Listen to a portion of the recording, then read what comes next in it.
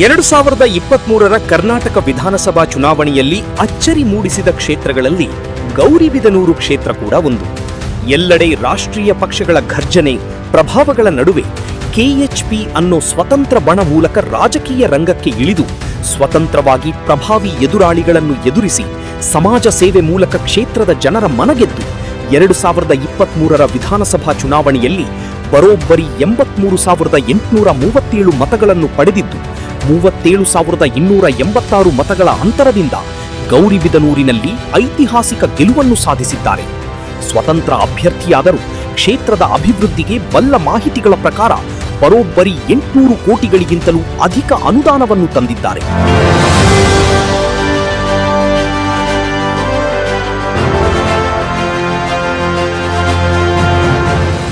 ಗೌರಿಬಿದನೂರಿನ ಅಭಿವೃದ್ಧಿ ಎಷ್ಟು?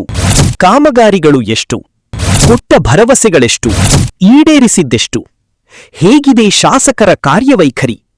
ಏನಂತಾರೆ ಗೌರಿಬಿದನೂರಿನ ಮಹಾಜನತೆ? ಕ್ಷೇತ್ರವನ್ನು ಸರ್ವತೋಮುಖ ಅಭಿವೃದ್ಧಿ ಮಾಡ್ತಿದ್ದಾರೆ. ಒಬ್ಬ ಸಚಿವ, ಕ್ಯಾಬಿನೆಟ್ ದರ್ಜೆಯ ಸಚಿವರು ಹಾಗೂ ಮುಖ್ಯಮಂತ್ರಿಗಳ ಕ್ಷೇತ್ರದಲ್ಲಿ ನಡೆಯುವಂತಹ ಅಭಿವೃದ್ಧಿಗೆ ಸರಿಸಾಟಿ ಆಗಿದೆ.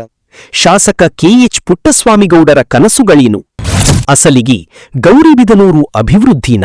ನಾನು ಪಕ್ಷೇತರನಾಗಿದ್ದರೂ ಕೂಡ ಕಾಂಗ್ರೆಸ್ ಶಾಸಕರಿಗಿಂತಲೂ ಹೆಚ್ಚಿನ ಅನುದಾನಗಳನ್ನು ತಂದು ಇವತ್ತು ನಮ್ಮ ಕ್ಷೇತ್ರದ ಅಭಿವೃದ್ಧಿ ಮಾಡ್ತಾ ಇದ್ದೇನೆ. ತಪ್ಪದೇ ವೀಕ್ಷಿಸಿ.